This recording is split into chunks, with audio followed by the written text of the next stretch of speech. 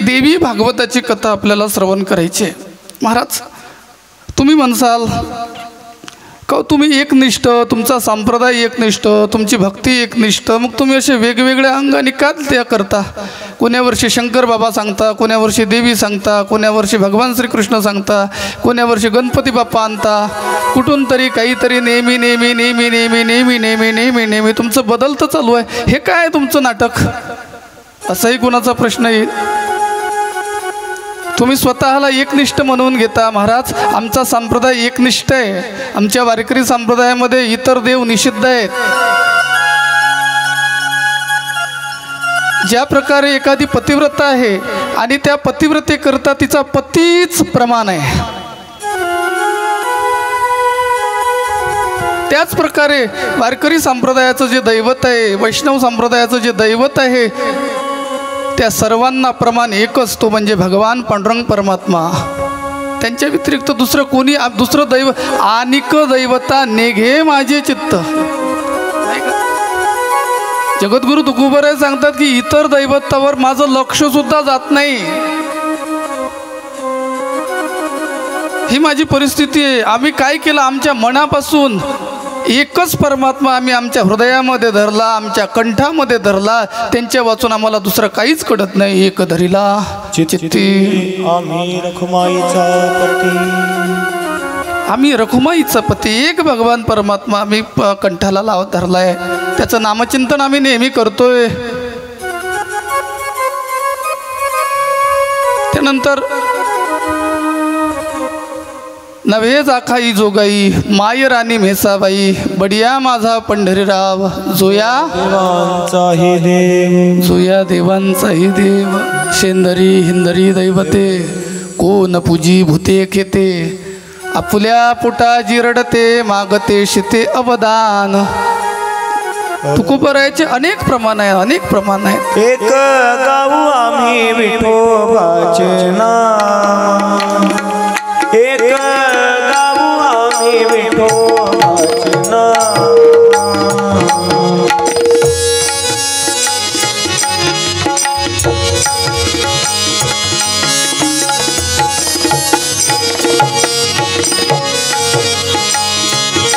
एक गाऊ आम्ही विठोबाचे नाम, एक गाऊ आम्ही विठोबाचे नाम।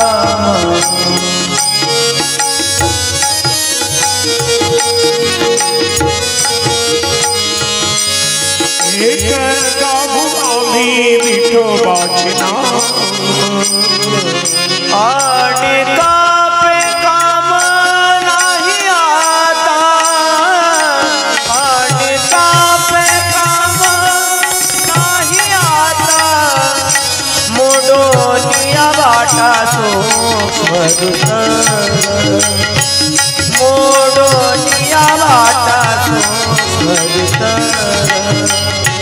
मोडोनिया वाटा सोपरुत।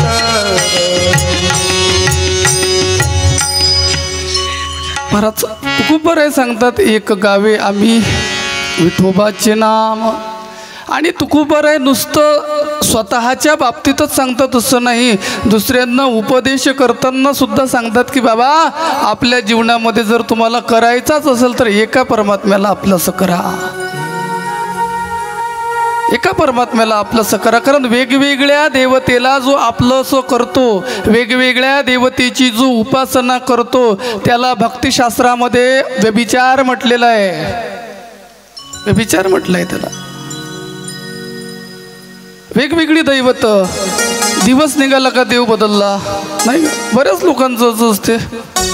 रविवार आला खंडोबा, सोमवार आला महादेव, मंगळवार आला देवी, बुधवार आला विठोबा नाही का, गुरुवार आला गजानन बाबा, साई बाबा, लोकांना नावही बरोबर येत नाही, शाई बाबा म्हणतात नाही का, तरी उपासना करतात। त्यानंतर शुक्रवार आला, ती संतोषची माय कोण आहे?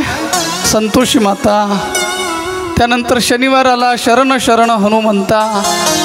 महाराज काय आपली उपासना, महिना बदलला देव बदलला, दिवस बदलला देव बदलला, तास बदलला देव बदलला, ही परिस्थिती आहे. सकाळच्या वेळी दुसऱ्या देवाची पूजा, दुपारच्या वेळी दुसऱ्या देवाची पूजा आणि संध्याकाळी तिसऱ्याच देवाची पूजा. हा काय झाला? भक्तिशास्त्रामध्ये त्याला व्यभिचार म्हटलं गेलं. आमच्या संप्रदायामध्ये व्यभिचार सांगितलेला नाही. पाटी सोमवार पावे, बेलेशी लिंगा बेलासी लिंगा धावे, चौदशीशी म्हणे माई दुर्गे तुझाची ओ. पंचमीचे दिवस एकादशीचे दिवशी जे तुला पाडू आम्हासी, ते तुला पंचमीचे दिवशी नागासी पावे. ज्ञानोबा 13व्या अध्यायामध्ये अज्ञानाची लक्षणं सांगत असताना सुंदर सांगतात की ऐसा नित्य भजन करी. दिवसभर भजन चालू आहे, रात्रंदिवस भजन चालू आहे. उगा नशे क्षण भरी. दिवस बदलला का देव बदलणं चालू आहे, महिना बदलला का देव बदलणं चालू आहे, तास बदलला का देव बदलणं चालू आहे, मिनिट बदलला का तरी लोक देव बदलवतात. हे असं चालू आहे. असं चालू असताना मग त्या भक्ताला काय म्हटलंय? आगवेनी गावद्वारी आहेव जैशी. आहेव म्हणजे वेश्या. वेश्या ही नवरा नसताना सौभाग्यवती आहे. तिचा नवरा कधी मरतच नाही, ती सौभाग्यवती आहे.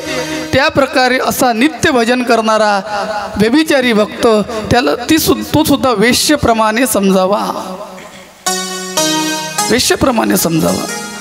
त्याला ज्याच्याकडे एका दैवतावर ज्याचं चित्त लागत नाही, ज्याचं चित्त स्थारावर नाही, तो व्यभिचार झाला. भक्तिशास्त्राच्या दृष्टीने तो व्यभिचार झाला. आणि महाराज, आमचे साधू संत व्यभिचार करत नाहीत. आमचे आपुला तो एक देव करून घ्यावा. आपुला तो एक देव करून घ्यावा. आपुला तो एक देव करून घ्यावा. आपुला तो एक देव करून घ्यावा. आपुला तो एक देव करून घ्यावा. आपुला तो एक देव करून घ्यावा. आपुला तो एक देव करून घ्यावा. आपुला तो एक देव करून घ्यावा. तेने बिना जीव सुख नोहे. तेने बिना जीव सुख नोहे. कीर्ती माई दुखाची जली. कीर्ती माई दुखाची जली. कीर्ती माई दुखाची जली. तेने बिना जीवा सुख नोहे. तेने बिना जीवा सुख नोहे. हे रती माईक दुखाची जली. हे रती माईक दुखाची जली. हे रती माईक दुखाची जली. साधू संतांनी नुसतं सांगितलंच असं, स्वतः सुद्धा एकनिष्ठ राहिले आणि आम्हाला सुद्धा सांगितलं की आपुला तो एक देव करून घ्यावा. जीवनामध्ये सुख हवं आहे ना, जीवनामध्ये समाधान हवं आहे ना. प्रत्येकालाच पाहिजे जीवनामध्ये सुख, प्रत्येकाला समाधान हवं आहे. पण हे शब्द प्रपंचामध्ये शोभत नाहीत. सुख हा शब्द प्रपंचात शोभत नाही. सुख हा शब्द, समाधान हा शब्द प्रपंचामध्ये शोभत नाही. हे शब्द आहेत परमार्थातले. महाराज, संसारामध्ये किती सुख शब्द ऐकायला बरा वाटतो, पण तो अनुभवाला येत नाही ना. प्रपंचामध्ये कधी तो ऐकायला नेहमी येतो, सुख सुख सुख, पण अनुभवाला येतो का? प्रपंचामध्ये सुखाचा अनुभव आहे का? नाही महाराज. प्रपंचामध्ये आपल्याला सुखाचा अनुभव येणार नाही, त्याची अनुभूती येणार नाही. याकरता आपल्याला सुख पाहिजे असेल, समाधान पाहिजे असेल, परमार्थ करा, ठीक आहे. पण परमार्थ करत असताना पुन्हा मनशांती पाहिजे असेल तर एका देवाला आपलंसं करा, एका देवाला. हे आमच्या साधू संतांनी आम्हाला सांगितलंय. मग हे सांगितलं असताना तुम्ही मग असं वेगवेगळ्या देवतेची उपासना का हो करता? लगेच तुम्ही महादेवाकडे जाता, लगेच तुम्ही भगवान श्रीमद भागवत सांगत असताना भगवान श्रीकृष्ण मोठा आहे सांगता, शिवपुराण सांगत असताना तुम्ही महादेव मोठा आहे सांगता, गणेश पुराण सांगत असताना गणपती बाप्पा सांगता, रामायण सांगत असताना रामचंद्र मोठे आहेत सांगता, आणि देवी भागवत सांगत असताना देवी माझी भगवती जगदंबा मोठी आहे सांगता. मग हा तुमचा व्यभिचारच आहे ना? कोणी आम्हाला प्रश्न करेल, हा तुमचा व्यभिचार आहे, हा व्यभिचारच संभवते. तर मला असं सांगायचं आहे, आमच्या हा व्यभिचार नाही. आमच्या धर्मसंस्कृतीने आम्हाला 5 देवाची उपासना करण्याची परमिशन दिलेली आहे, आणि ते 5ही तत्व एक आहेत.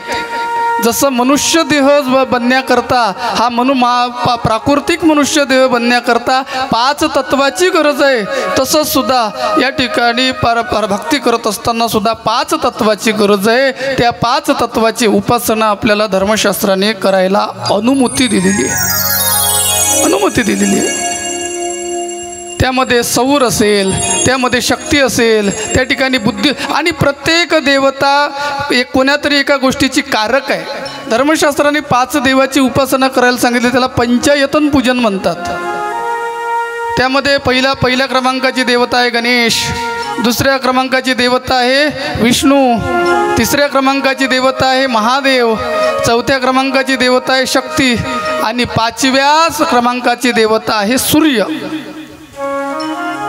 आणि ही पंचतत्व आहेत. सूर्य म्हटल्यानंतर तो बुद्धीला कारक आहे, गणेश म्हटल्यानंतर तो विद्येला कारक आहे. प्रत्येक गोष्ट, आणि त्यानंतर आणि ही 5ही देवता ज्या आहेत त्या 5ही देवता एक आहेत. आमच्याकडे पंचदेवता एक सांगितलेले आहेत, त्यामध्ये भिन्न भाव नाही. महादेवाचा आणि विष्णूचा विचार करा, हरिहरा भेद नाही नका करू वाद. मग या संपूर्ण जगतामध्ये एक देव सांगितलेला आहे, तो कोणता? केशवो वा शिवो. धर्मशास्त्र सांगत असताना देव एक आहे सांगते, आणि नाव मात्र 2 सांगते. धर्मशास्त्र आपल्याला देवतेची उद्घोषणा करताना सांगते की देवता एक आहे संपूर्ण सृष्टीची, आणि नाम करत असताना नाम 2 आहेत असं सांगते. एक केशवो वा शिवो, एक तर केशव नाहीतर भगवान शंकर, कारण हे दोघंही जण काय आहेत? एक आहेत. एक. हरिहरा भेद नाही नका करू वाद. त्यामुळे मग काय भेद राहिला कुठं आता? मग तोच परमात्मा या ठिकाणी या सृष्टीची तोच परमात्मा भगवान परमात्मा जो आहे तो ब्रह्मदेव होऊन सृष्टीची रचना करतो, विष्णू होऊन या जगताचं पालन करतो, आणि शिव होऊन या जगताचा संहार करतो. महाराज मग भेद आला कुठून? ठीक आहे, या 2 दैवतामध्ये या 2 दैवताचे संपूर्ण जगतामध्ये रूप नटलेलं आहे. तोच देव वेगवेगळ्या स्वरूपामध्ये नटला आहे. तो कधी राम झाला, तो कधी कृष्ण झाला, तो कधी गणेश झाला, तो कधी वामन झाला, कधी तो नरसिंह झाला, आणि तोच परमात्मा सर्वांचा माय झाला, आणि तोच परमात्मा सर्वांचा बाप झाला. विठ्ठल माय बाप चुलता, विठ्ठल भगिनी आणि भ्राता, विठ्ठले विन चाळ नाही गोता, तुका म्हणे आता अनिक दुसरे. तो माय आहे. कृष्ण माझी माता, कृष्ण माझा पिता, बहीण बंधू चुलता, कृष्ण माझा. तो भगवान परमात्मा माय आहे, तो भगवान परमात्मा बाप आहे, तो परमात्मा बहीण आहे, तोच आहे. संपूर्ण सृष्टीमध्ये नटलेला परमात्मा एक आहे महाराज, एक आहे. त्याला नावं जरी वेगळे वेगळे असले तरी तो परमात्मा एक आहे. एका ठिकाणी तेरे नाम अनेक तू एक ही है. हर देश में तो हर भेष में तो तेरो नाम अनेक तो एक ही है. हर देश में तो हर भेष में तो तेरो नाम अनेक तो एक ही है। हर देश में तू, हर देश में तू, तेरे नाम अनेक तू एक ही है। तेरे नाम अनेक तू एक ही है। सागर से उठा बादल बन के, बादल से फटा जल हो करके, बादल से फटा जल हो करके। सागर से उठा बादल बन के, बादल से फटा जल हो करके। फिर नहर बना नदियाँ गहरी, फिर नहर बना नदियाँ गहरी। तेरे भिन्न प्रकार तुझे कही है, तेरे भिन्न प्रकार तुझे कही है। हर देश में तो, हर देश में तो, तेरो नाम अनेक तो एक ही है। तेरो नाम अनेक तो एक ही है। त्याचे नावं अनेक असतील, वास्तविक त्याला नावच नाही। शास्त्र सांगतं त्या परमात्म्याला नाव नाही, त्या परमात्म्याला रूप नाही, त्या परमात्म्याला रंग नाही, रंग नाही, रूप नाही, नाही वर्ण छाया। त्या परमात्म्याला रंग नाही। तुम्ही म्हणसाल काळा आहे, काळा आहे, तुम्ही म्हणसाल निळा आहे, निळा आहे, तुम्ही म्हणाल आणखी कोणत्या रंगाचा आहे, श्वेत पीत कृष्ण, पांढऱ्या रंगाचा आहे, तो पांढऱ्या रंगाचा आहे, पांडुरंग आहे। तुम्ही म्हणाल तो काळा आहे, ठाईचाची काळा, अनादि बहु काळा। सत्य ज्ञानानंत जगताचे प्रावरण, सत्य ज्ञानानंत जगताचे प्रावरण।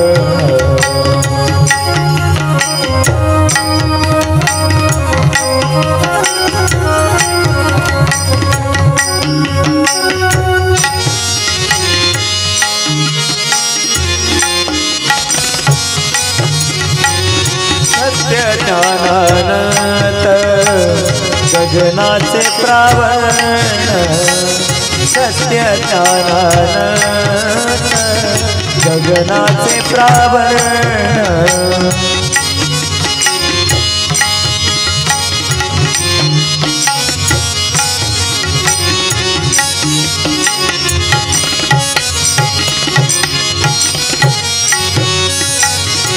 नाही रूप वर्ण गुण नाही रूप वर्ण गुण जेथे तो हरे श्री हरी पहिला डोळे भर, तो हरे श्री हरी पहिला डोळे भरे, तो हरी हरी पहिला डोळे भरे। नाही रूप वर्ण गुण जेथे, त्याला रूप नाही। जसं लहान लेकरू आहे, लहान बाळ जन्माला आलेलं, त्या बालकाला जसं नाव ऐकावं, नवीनच जन्माला आलेलं बालक, ते जसं त्या नवीन जन्माला आलेल्या बालकाला नाव नाही, मग त्याला जे नाव ठेवलं जातं त्या नावाने तो ओ असं म्हणतो। ठेवलिया नावासी ओदेत उठी, कशा करता मग नाव कशा करता ठेवायचे, ओळखू येण्याकरता, लक्षात येण्याकरता ह्या सर्व गोष्टी आहे। तसंच भगवंताला सुद्धा कोणत्याही प्रकारचं नाव नाही, पण तुम्ही जे नाव ठेवलं त्या नावाने तो देव तुम्हाला आवाज देते। तुला त्याला कृष्ण म्हणा, त्याला कान्हा म्हणा, त्याला शिव म्हणा, त्याला गणेश म्हणा, त्याला देवी म्हणा, त्यालाच देवी म्हणा। तो आवाज दिल्याशिवाय राहणार नाही महाराज. मग देवामध्ये भेद आला कुठून? देवमध्ये, देवामध्ये आणि देवीमध्ये भेद आला कुठून? तो जर माता आहे, तो या संपूर्ण जगताचा आधार आहे, असं असलेलं तो गतीर भरता प्रभू साक्षी निवास शरण सुहत प्रभव प्रलयस्थानम निधानम विजमव्ययम. या कारणे मी माता. भगवान बोलत असताना सांगतात की मी ज्या जगात संपूर्ण जगाची माता सुद्धा होतो. जसा मी पिता आहे, या सृष्टीला निर्माण करणारा जसा पिता आहे, तसंच या जगतावर आईसारखं प्रेम करणारा मी परमात्मा आहे. मग आता आई म्हटल्यानंतर आई कशी असते? जीन्स पॅन्ट घातलेली आई. आईचं वर्णन करत असताना कशी असते ती? जीन्स पॅन्ट घातलेली असते, वर ते स्कर्ट घातलेलं, डोक्याला गॉगल, डोळ्याला गॉगल, अशी असते का हो आई? आई कशी? अजूनपर्यंत खेड्यातली आई जाग्यावर आहे. अजूनपर्यंत खेड्यातली आई जाग्यावर आहे. आपण जरा शहरामध्ये जा, मोठमोठ्या शहरामध्ये जा, तिथली आई आहे की कसं आहे समजतच नाही महाराज. आईचं स्वरूप काय आहे? आमच्या धर्मशास्त्राने आई म्हटल्यानंतर ती काय आपल्यासमोर कशी येते?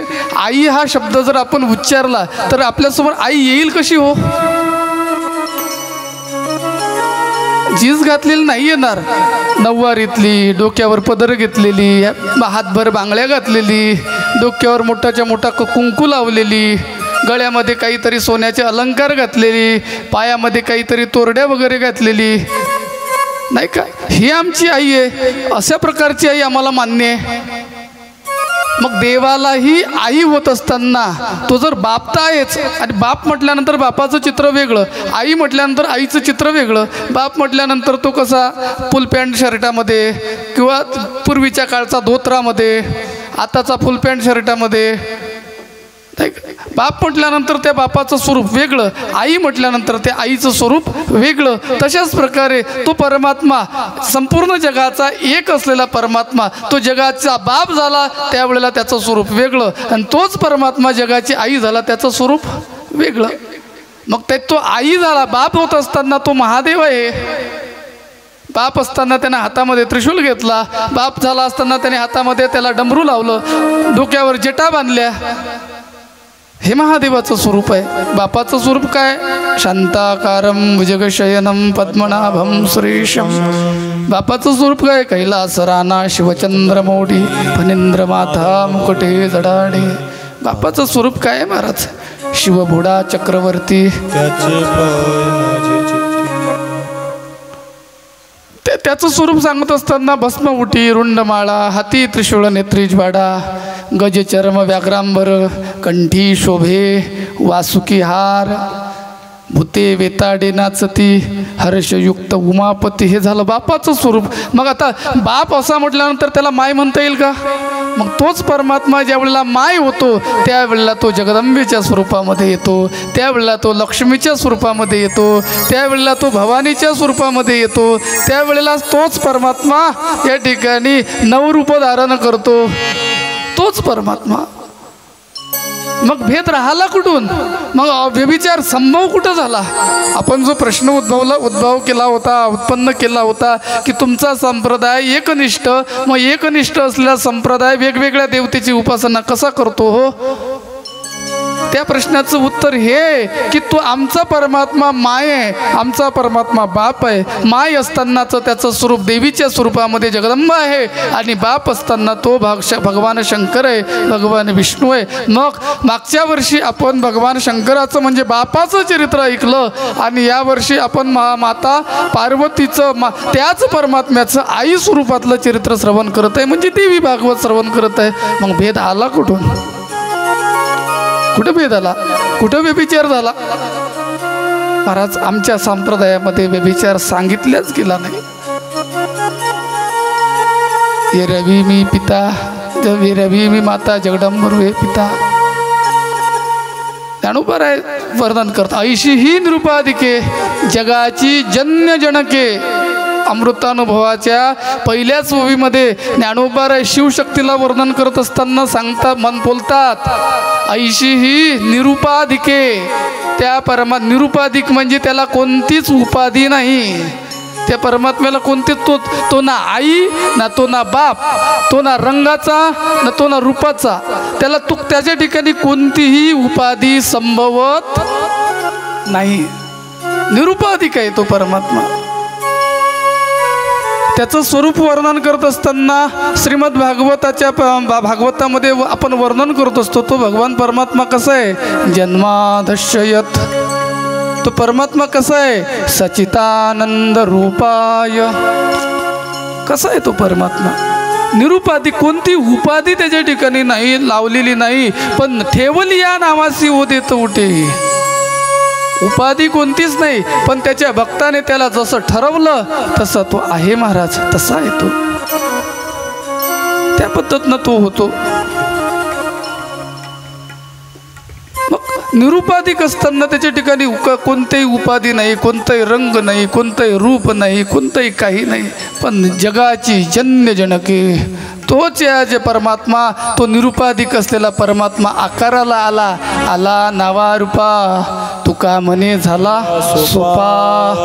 महाराज तो परमात्मा नावाला आला, रूपाला आला, निरुपाधिक असलेला त्याने उपाधीचा स्वीकार केला, चैतन्य स्वरूपामध्ये असलेला, कारण की संपूर्ण जगतामध्ये तोच व्यापलेला आहे. कोण्या स्वरूपामध्ये, चैतन्य स्वरूपामध्ये तो व्यापलेला आहे. या उपाधी माझी गुप्त, ज्ञानोबाराय सांगतात, या उपाधी माझी गुप्त, चैतन्य असे सर्वगत सर्व ठिकाणी तो भाव व्यापलेला आहे. हरी ये तेरे जिस देश में, जिस वेश में, जिस देश में, जिस वेश में, जिस भेष में राधारमण, कहो राधारमण, कहो राधारमण, कहो राधारमण, कहो राधारमण.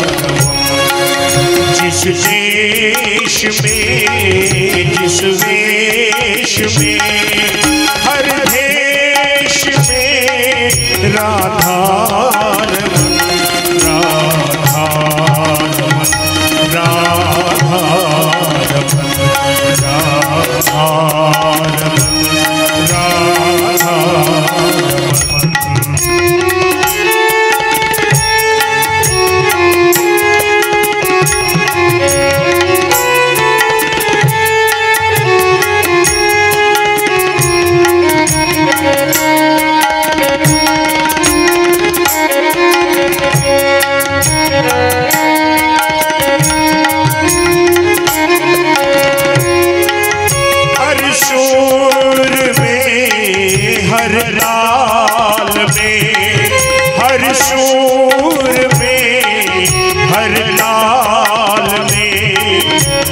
सूर में, हर लाल में, हर सूर में, हर लाल में, हर नूर में राधारमण, कहो राधारमण, कहो राधारमण, कहो राधारमण, कहो राधारमण. जिस देश में, जिस देश में, हर वेश में राधारमण, कहो राधारमण, कहो राधारमण, कहो राधारमण, राधारमण, राधारमण, कहो राधारमण.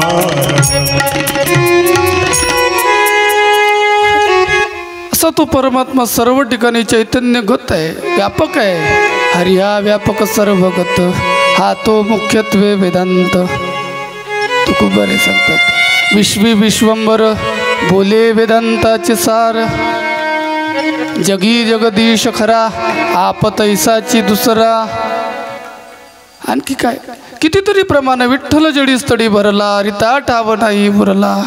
आजम्या दृष्टीने पाहिला विठ्ठलची विठ्ठल सर्व सर्व सर्व सर्व सर्व विष्णुमयम जगत सर्व विष्णुमय जगत आहे सर्व भगवतमय जगत आहे सर्वम खलिविदम ब्रह्म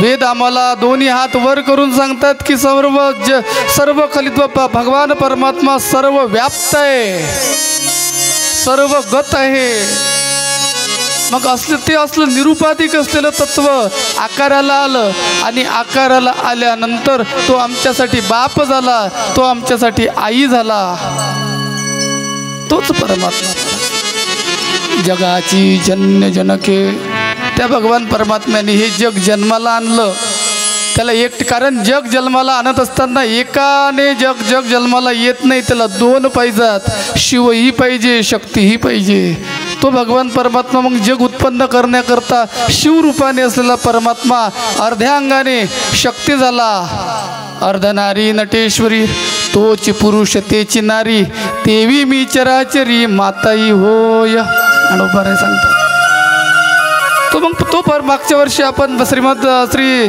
शिवपुराणामध्ये वर्णन केलंय अर्धनारी नटेश्वर अर्ध्या शरीरामध्ये तो भगवान परमात्मा पुरुष आहे आणि अर्ध्या शरीरामध्ये तो परमात्मा स्त्री आहे पुरुष असता आणि जगाचं निर्माण करण्याकरता त्या परमात्म्याला हा खेळ खेळावा लागला आणि तो खेळ येण्याची खेळावा नव्हे तै शिकतेची झाले रे खेडिया नाही त्याची दिसू लागले रे अरूप होते ते रूपासी आले जीव शिव नाव फावले रे आपली चावडी धरून खेडिया आपापना देव्याले रे तो भगवान परमात्मा कसा आहे नव्हे त्याचे कैसे झाले रे खेडिया जे नाही ते कसं काय झालं किती मोठं आश्चर्य आहे महाराज जे नाही ते झालं नाही ते दिसू लागलं जे दिसत नाही जे दृष्टिगोचर होत नाही जे इंद्रिय गोचर होत नाही ते इंद्रिय गोचर झालं ते दृष्टिगोचर झालं आपुलीच आवडी धरून खेडिया त्याला स्वतःलाच एकोहम बहुश्याम एक एकटी असून एकला मग तो परमात्मा विश्वाकार होऊन या ठेला तो भगवान परमात्मा विश्वरूप झाला वेगवेगळ्या रूपामध्ये नटला मग काय आणि मग वेगवेगळ्या रूपामध्ये नटल्यानंतर ज्याला जे नाव ठेवावं वाटलं ते त्याने नाव ठेवलं नाही का मग असा असलेला तो परमात्मा या जगताच्या जन्माला कारणीभूत ठरला जगाची जन्य जनके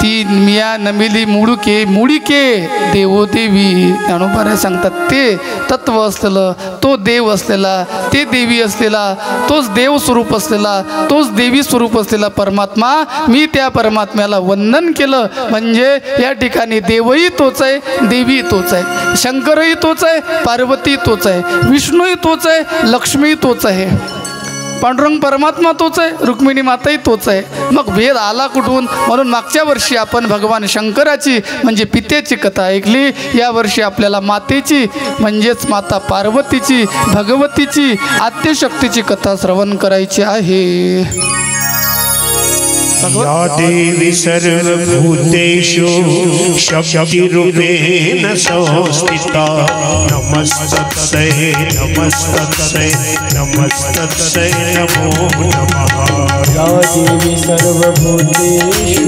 शक्तिरूपेण संस्थिता नमस्तस्मै नमस्तस्यै नमस्तस्यै नमो नमः या देवी सर्वभूतेषु मातृरूपेण संस्थिता नमस्तस्यै नमस्तस्यै नमस्तस्यै नमो नमः या देवी सर्वभूतेषु मातृरूपेण संस्थिता नमस्तस्मै नमस्तस्यै नमस्तस्मै नमो नमः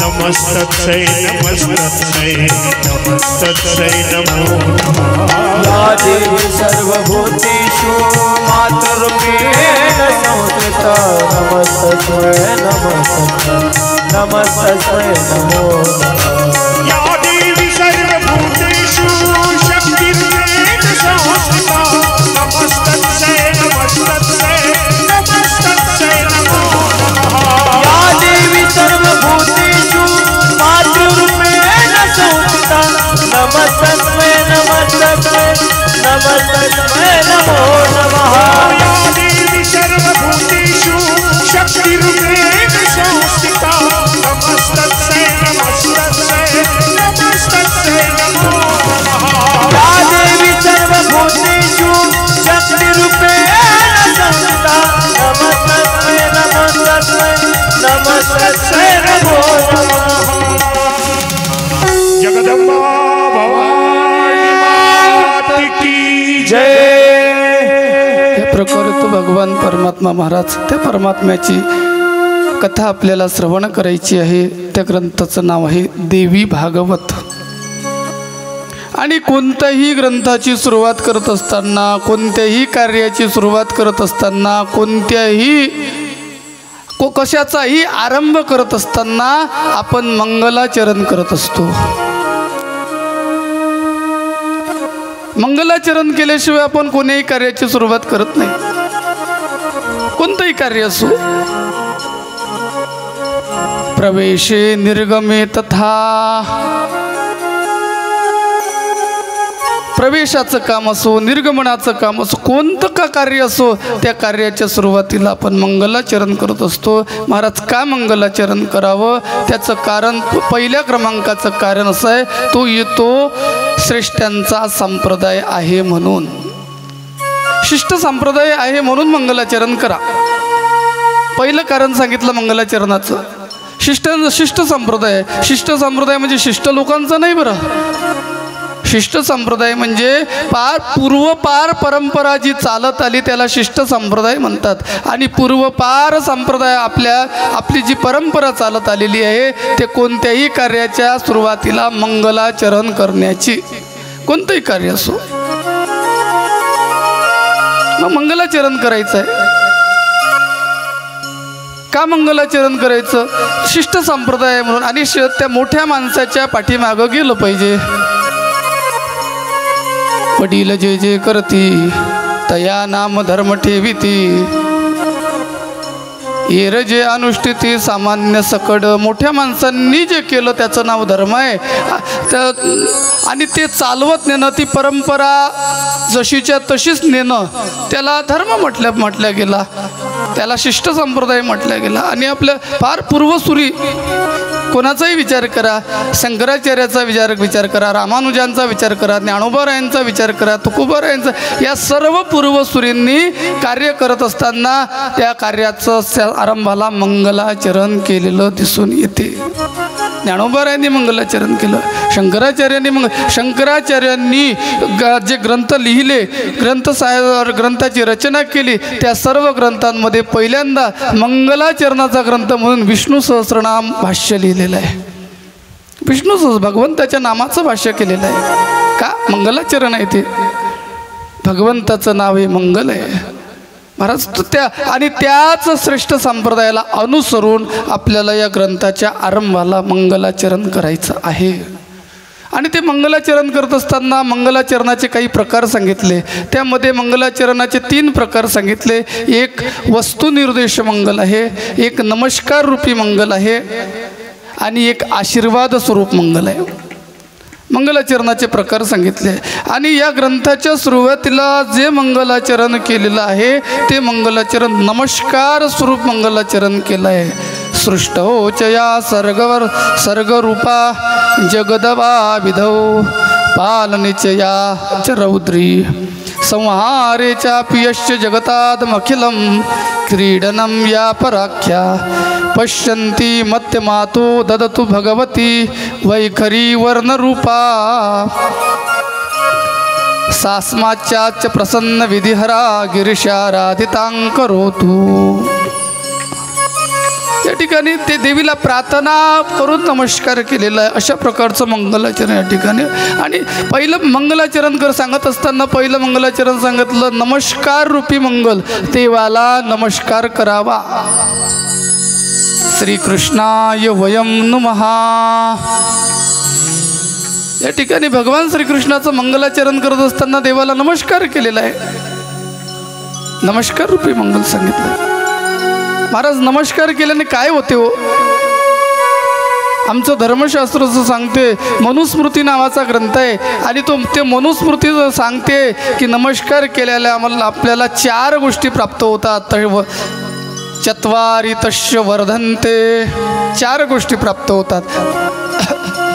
कोणकोणत्या? आयुर्विद्या यशोबलः, 4 गोष्टी प्राप्त होतात म्हणे. अभिवादनशीलस्य नित्यं वृद्धोपसेविनाम. अभिवादन करणाऱ्याला अभिवादन, नमस्कार, अभिवादन म्हणजे नमस्कार. नमस्कार करणाऱ्याला किती गोष्टी प्राप्त होतात? 4 गोष्टी प्राप्त होतात. 4. कोणाला नमस्कार करावा? नित्यं वृद्धोपसेविनाम, नेहमी वृद्ध माणसाला नमस्कार करावा. मग वृद्ध माणूस तो ज्ञानाने वृद्ध असावा, तो तपाने वृद्ध असावा, तो वयाने सुद्धा वृद्ध असला पाहिजे. वयोवृद्ध माणसाला नमस्कार करावा, तपवृद्ध माणसाला नमस्कार करावा, ज्ञानवृद्ध माणसाला नमस्कार करावा. नुसतं तो पिकलेलाच असला आणि लेकरांसोबत गाराट्या खेळत असेल तो कसला वृद्ध? मग तो नमस्काराच्या लायक अधिकाराचा नाही. पण नमस्काराच्या अधिकाराचा वृद्ध घरामध्ये कोणी वृद्ध माणसं असतील नमस्काराचे अधिकारी आहेत. कोणी ज्ञानाने वृद्ध असतील, कोणी तपाने वृद्ध असतील, कोणी भक्तीने वृद्ध असतील. असे सर्व लोक अभिवादनाला म्हणजेच नमस्कारनाला अधिकारी आहेत. त्यांना नमस्कार केला पाहिजे. मग त्या नमस्कारातून आम्हाला काय फायदा होते? महाराज माणसाचा स्वभाव असा आहे, माणूस कोणतीच गोष्ट बिना फायद्याची करत नाही. तो फायदा पाहते. आपल्याला काय भेटते? साधं मंदिरात जाताना सुद्धा त्या महादेवाला पाणी नेताना सुद्धा त्याच्या अंतःकरणामध्ये अनेक अभिलाषा आहेत. मला हे भेटलं पाहिजे, मला फलानं भेटलं पाहिजे. फलाची आशा आहे महाराज आमच्या अंतःकरणामध्ये. विना हेतून प्रयोजनम, कोणतंही कार्य करत असताना प्रयोजनाशिवाय, हेतू ठेवल्याशिवाय ते कार्य तो करत नाही कोणती गोष्ट. मग आम्हाला नमस्कार केल्यातून फायदा काय होणार आहे? तर धर्मशास्त्र सांगते चत्वारी तस्य वर्धन्ते, 4 गोष्टी त्याला प्राप्त होतात. कोणकोणत्या? आयु विद्या यशोबलः, त्याला आयुष्य प्राप्त होते. महाराज आयुष्य, नमस्कार करणाऱ्याला आयुष्य प्राप्त होते. पूर्वीच्या काली एकमेकाला त्या मोठ्या माणसाला नमस्कार केल्यानंतर त्यांच्या मुखातून सहज शब्द निघायचे. कोणते? आयुष्यमान भव. त्याचा परिणाम आयुष्य वाढायचं. मार्कंडेय पुराणामध्ये कथा येते, मुकुंद ऋषींचे पुत्र मार्कंडेय जन्म झाला. जन्मपत्री पाहिली. जन्मपत्री पाहिल्यानंतर कळलं की यांना आयुष्य यांचं जे आहे ते अल्प आहे, अल्पायुष्य आहेत. साधू संतांना विचारलं, हा दीर्घायुष्य व्हाव्याकरता काय उपाय? सांगितलं कोणालाही नमस्कार करायचा. त्या नमस्काराच्या माध्यमातून याला जो आशीर्वाद मिळेल त्या आशीर्वादाने हा दीर्घायुष्य होईल. परिणाम काय झाला? ते चिरंजीव झाले. कशाच्या माध्यमातून? फक्त नमस्कार करण्याच्या माध्यमातून. नमस्काराने आयुष्य वाढते. मार्कंडेय ऋषीचं आयुष्य वाढलं, सच्चिदानंदाचं आयुष्य वाढलं, जिवंत झाले सच्चिदानंद बाबा. परिणाम कशाचा? नमस्काराचा. महाराज म्हणून नमस्कार करावा. काय होते? आयुष्य वाढते. आयुष्य, आयुर्विद्या.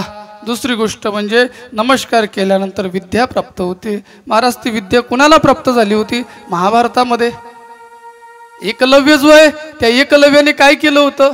एकलव्य द्रोणाचार्याकडे गेले आणि द्रोणाचार्याला सांगितलं मला धनुर्विद्या शिकवा. त्यांनी सांगितलं मला शिकवायला हरकत नाही, पण मी क्षत्रियांचा गुरु आहे आणि प्रत्येकाकरता काही कर्तव्य आहेत. क्षत्रियांनी कोणाला शिकवावं, क्षत्रियांच्या गुरूंनी कोणाला शिकवावं, कोणाला शिकवू नये, ही मर्यादा आहे, म्हणून मी तुला शिकवू शकत नाही. आणि त्यांनी स्पष्ट नकार दिला. नकार दिल्यानंतर महाराज त्या एकलव्याने जंगलामध्ये जाऊन एक कुटिया बांधली. त्या कुटियाच्या समोर मातीची द्रोणाची मूर्ती केली आणि त्या द्रोणाच्या मूर्तीला रोज नमस्कार करायचा. ते चितयाचा भाऊ फळला आणि तो सर्वश्रेष्ठ धनुर्धारी झाला. ते नियतीला मान्य नव्हतं वगैरे नंतरच आहे, पण तो सर्वश्रेष्ठ धनुर्धारी झाला. म्हणजे विद्या संपन्न झाला. कशाच्या माध्यमातून? गुरुजींना केलेल्या नमस्काराच्या माध्यमातून. म्हणून नमस्काराने विद्या प्राप्त होते. पूर्वी गुरुकुलामध्ये असायचे विद्यार्थी आणि गुरुजी आल्यानंतर नमस्कार करायचे. आजकाल गुरुजीचा काही मान सन्मानच नाही, नमस्कार तर दूर राहिला. आजकाल गुरुजी एका ठेल्यावर बसून सिगरेट ओढतात, नाही का? वेळ पडला तर एका धाब्यावर बसून दोघही जण पितात. ही परिस्थिती आहे. मग कसं काय गुरु शिष्याचं नातं अबाधित राहणार? महाराज, त्या काली त्या गुरुची एक प्रकारची मर्यादा होती. मर्यादेमुळे त्या गुरुला नमस्कार करायचे. आताही 15-20 वर्षाच्या अगोदर जर मास्तर रस्त्याने दिसला तर पोरं घरात पळत, नाही का? एक गुरुजीची काय होती? आदरयुक्त भीती होती. आता गुरुजीची कोणालाच भीती राहिली नाही. आजकाल गुरुजीनं भीती दाखवली तर मुलाचा बाप जाते शाळेत, माझ्या मुलाला मारलं तर खबरदार. काय करावं गुरुजीनं? पूर्वी आदर होता, आदर होता पूर्वी गुरुच्या. आणि आदराच्या ज्या ठिकाणी आदर आहे त्या ठिकाणी नमस्कार होत असते आणि नमस्काराचा परिणाम विद्या प्राप्त होत असते. आयुर्विद्या, विद्या प्राप्त होते महाराज. नमस्काराच्या माध्यमातून विद्या प्राप्त होते. त्यानंतर आयुर्विद्या यशोबलह, यश प्राप्त होते महाराज. यश म्हणजे विजय, विजय प्राप्त होतो. पांडवांना तो विजय प्राप्त झाला. महाभारताच्या युद्धामध्ये एका बाजूला कौरव सैन्य, एका बाजूला पांडवांचं सैन्य. कौरव सैन्यामध्ये कृपाचार्य आहेत, द्रोणाचार्य आहेत, भीष्माचार्य आहेत.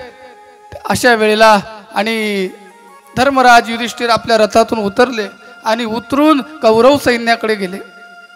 कौरवांना जणू काय असं वाटलं की आता युद्ध संपणार, धर्मराज माघार घेणार. पण धर्मराज पहिल्यांदा द्रोणाचार्याकडे गेले, नमस्कार केला, त्यांनी आशीर्वाद दिला, विजयी भव. कृपाचार्याकडे गेले, नमस्कार केला, त्यांनी आशीर्वाद दिला, विजयी भव. भीष्माचार्याकडे गेले, भीष्माचार्याला नमस्कार केला, त्यांनी सुद्धा आशीर्वाद दिला, विजयी भव. मग विजय कुणाचा झाला? महाभारताच्या युद्धामध्ये विजय कुणाचा झाला? पांडवांचा झाला. का? नमस्काराचा फायदा आहे महाराज. नमस्काराने जय प्राप्त होतो, विजय प्राप्त करता येतो आणि त्यानंतर बल सुद्धा प्राप्त करता येतो. ह्या चारही गोष्टी कशाच्या माध्यमातून प्राप्त होतात? नमस्काराच्या माध्यमातून प्राप्त होतात. म्हणून नमस्कार करावा.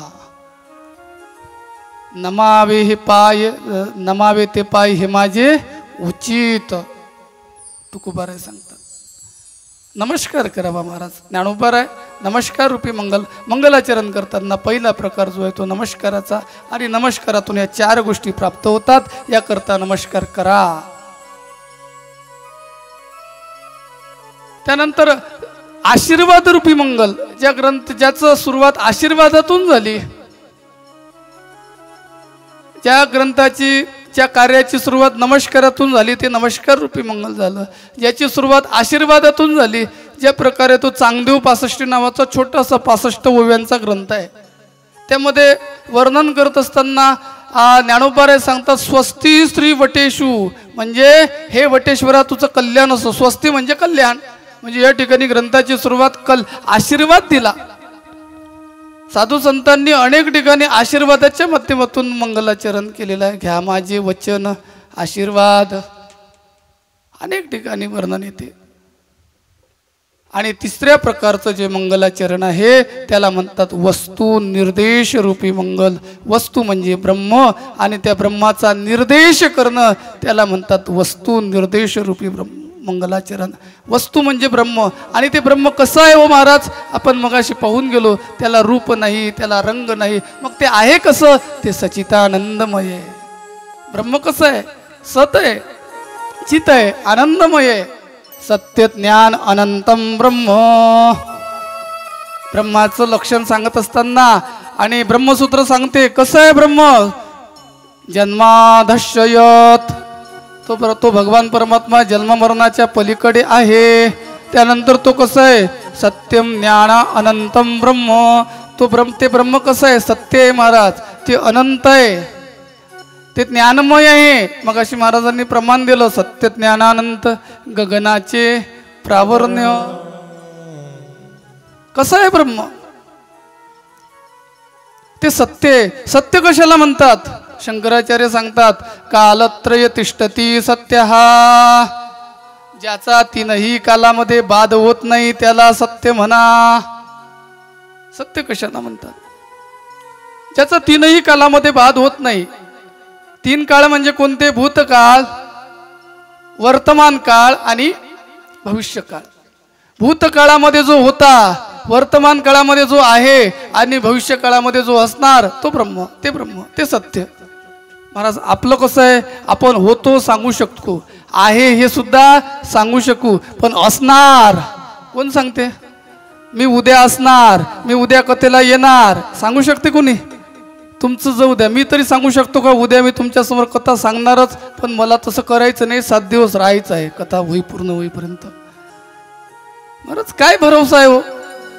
नाही क्षणाचा भरवसा, देह जाईल जाईल, यासी काळबा खाईल, नाशिवंत देह जाणार सकड, आयुष्य खातो काढ सावधान. अनेक अनेक प्रमाण आपल्याला सांगता येतील की आपल्याला काय महाराज शरीर हे जाणार आहे.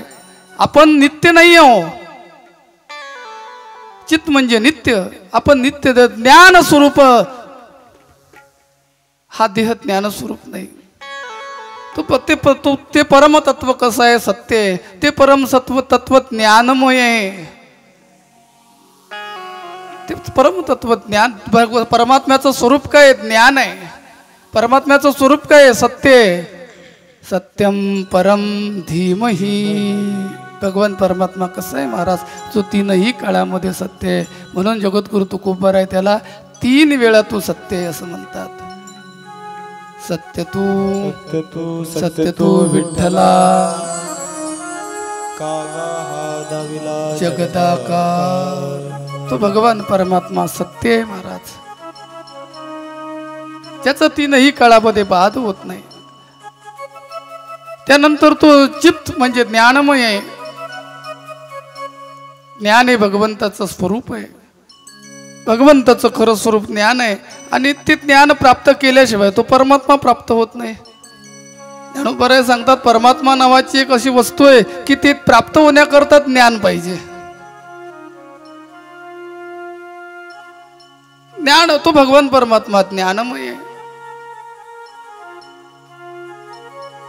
त्यानंतर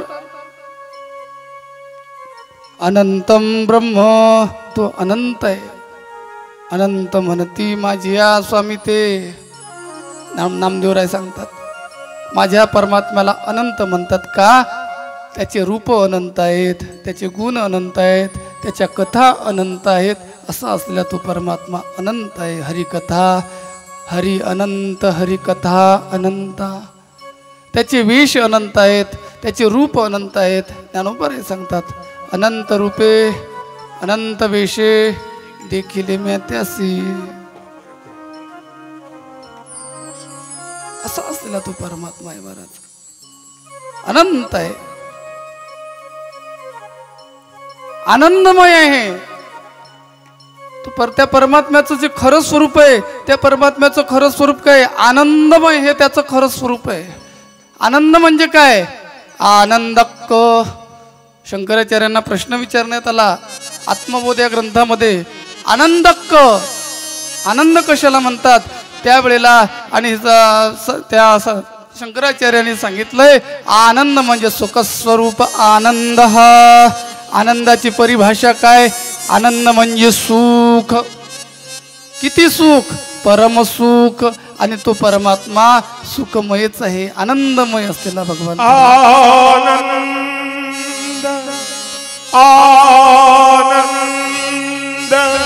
आद्वय नित्य निरामय. आनंद आनंद आनंद आद्वय नित्य निरामय. आनंद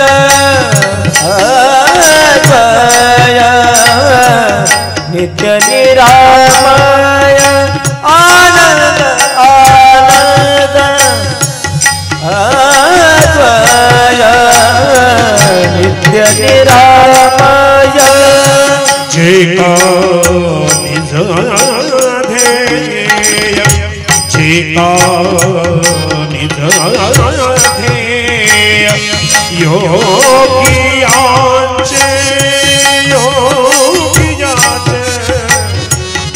जेका निज ध्येय योगियाचे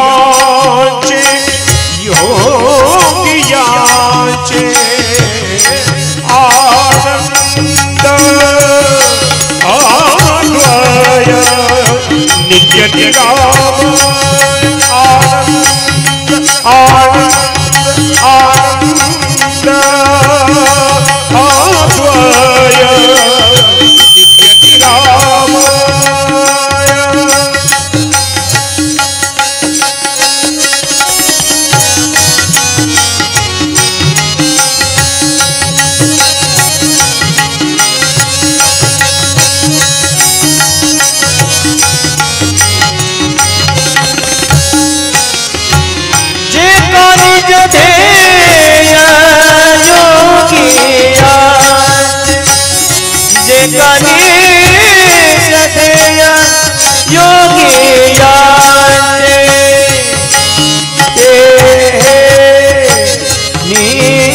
समचरण सजरे विटेवरी ते समचरण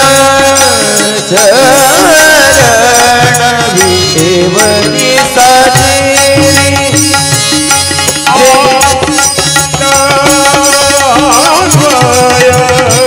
नित्य निरामय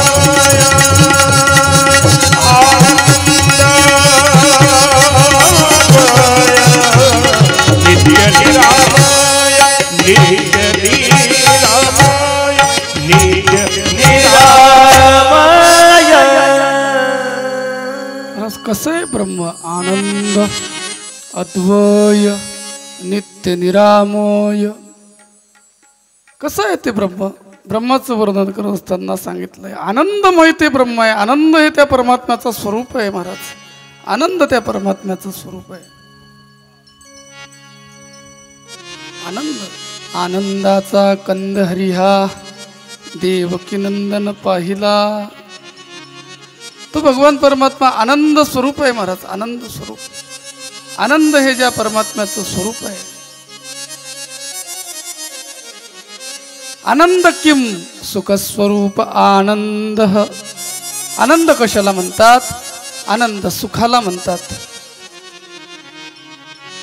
मग परमात्म्याचं स्वरूप कसं आहे सुखमय आहे ज्ञानोबरायाला विचारा तुकोबरायांना विचारा आपल्याला सर्व साधू संत सांगतील की भगवान परमात्म्याचं स्वरूप आहे कसं सर्व सुखाचे आगर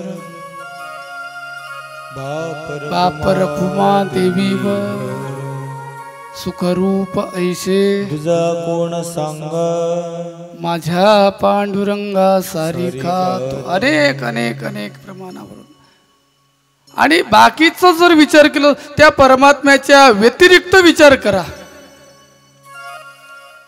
परमात्म्याच्या व्यतिरिक्त विचार करा आनंद आहे सुख आहे की दुःख आहे परमात्म्याच्या व्यतिरिक्त जर विचार केला तर संपूर्ण संसारामध्ये संपूर्ण विश्वामध्ये दुःखाने भरलेला हा संपूर्ण संसार आहे संपूर्ण संसार दुःखाने भरलेला आहे विचार करा असं मी म्हणतो असं नाही असे सर्व साधू संत सांगतात असे सर्व ग्रंथ सांगतात